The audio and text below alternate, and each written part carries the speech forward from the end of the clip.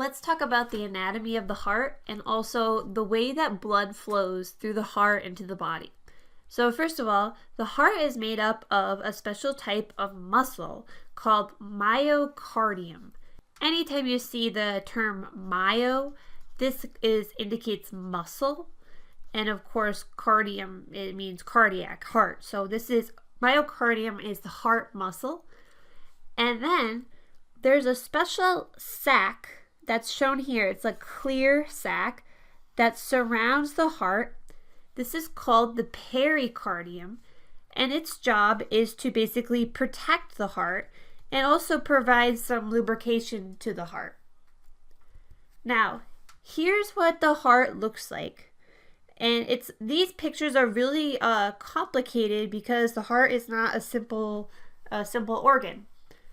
So I always just like to draw the heart like we did in second grade to try to explain how the heart is made up.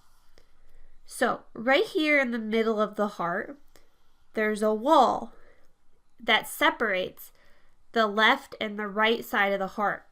And this special wall is called a septum. So the septum is really important because it separates the oxygen poor and the oxygen rich sides of the heart. Now, on this side of the heart here, this is the right side of your body.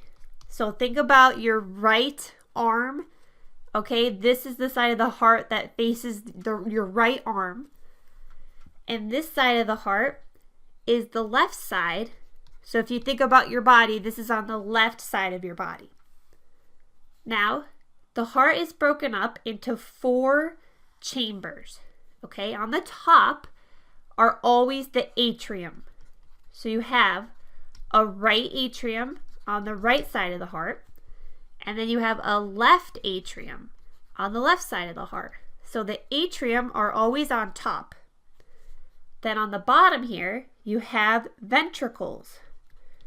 Okay, so the bottom has a right ventricle and a left ventricle. Okay, so if we look back at the complicated picture, the right side of the heart is on this side.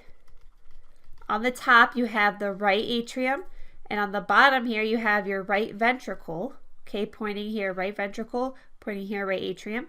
On the left side of your heart, on the top, you have your left atrium, and on the bottom, you have the left ventricle. Now, notice in this picture, the right side is blue, and the left side is red.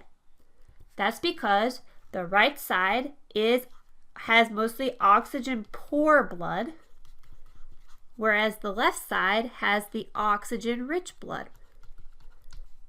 Now, the next thing that you need to know about there's these special chambers that allow blood to flow from the atrium into the ventricles. Okay, there's one that on this side, and then there's one on this side that allows blood to flow from the left atrium to the left ventricle. These special flow pathways are called atrioventricular valves. Atrioventricular valves. These are valves. Remember, valves prevent blood from flowing backwards. So these valves allow blood to flow. So blood always flows from the atrium to the ventricle. So blood flows atrium to ventricle through these valves. The one on the right side is a special valve called the tricuspid valve. Tricuspid. And the one on the left side is the bicuspid. So once again, valves allow blood to go from the atrium to the ventricle.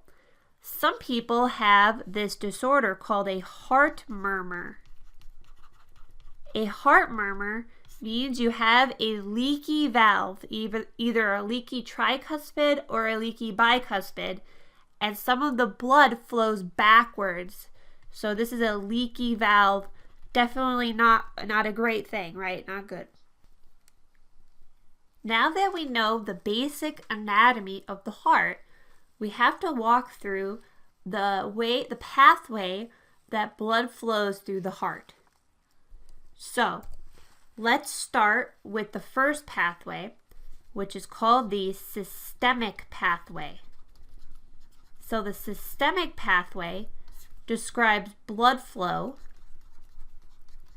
from the heart to the rest of the body. So the purpose of the systemic pathway is to carry oxygen from the heart to the rest of the body. So let's walk through the steps. The first step, okay, step 1. In step 1, oxygen-rich blood leaves the heart through the aorta. The aorta is a type of artery. Remember, arteries carry blood away. So here's the aorta, okay? So oxygen-rich blood is leaving the heart through this big artery called the aorta. Some of the blood is going to go up toward your brain. Some of the blood is going to go down toward your lower body. Okay, so after the blood has left the heart, oxygen gets delivered to your organs. Oxygen is delivered to organs. So let's take a look at this picture. You can see oxygen-rich blood has left the heart. It's going to go out to all your organs, your kidneys, okay, your liver, your brain. All the oxygen is going to get dropped off at all your organs. Now the blood is oxygen poor. It's got to go back to the heart. Okay, so in step 3, oxygen poor blood returns to the heart. The way it gets back to the heart is through veins. Okay, and there's 2 special veins. There's one here called the inferior vena cava. Okay, the inferior vena cava is blood coming from the lower body back to the heart. And then the second vein up here, the superior vena cava, is blood coming from your brain and your upper body back to the heart. So that is the first pathway, the systemic pathway. Now we got to talk about the second pathway, which is the pulmonary circuit. The pulmonary circuit. Anytime you see this word pulmonary, this indicates something to do with the lungs. All right, so we've just ended the systemic circuit. We now have oxygen poor blood, which has entered the right atrium. So in our first step, oxygen poor blood is going to move from the right atrium through the tricuspid valve into the right ventricle. So oxygen poor blood goes from the right atrium to the right ventricle through that tricuspid valve. Next, oxygen poor blood is going to leave the heart through a pulmonary artery. So oxygen poor blood exits through the pulmonary arteries. Remember, arteries are for transporting blood away. Now, the third step, the blood goes to the lungs. And when the blood gets into the lung, it picks up oxygen. Blood goes to the lung and picks up all the oxygen from your lungs.